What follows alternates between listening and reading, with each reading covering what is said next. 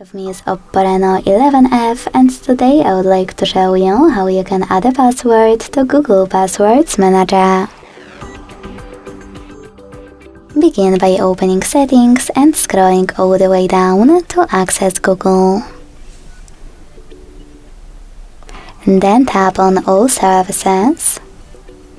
Select Autofill. Autofill with Google. And Google Password Manager.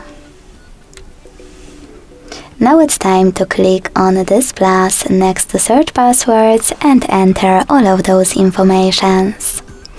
At the top you can pick any website or hit select app and tap on the chosen one. Then enter your username, email or phone number, password, and even take some helpful notes. When you finished, hit save at the top right corner. As you can see, after that my password was successfully added.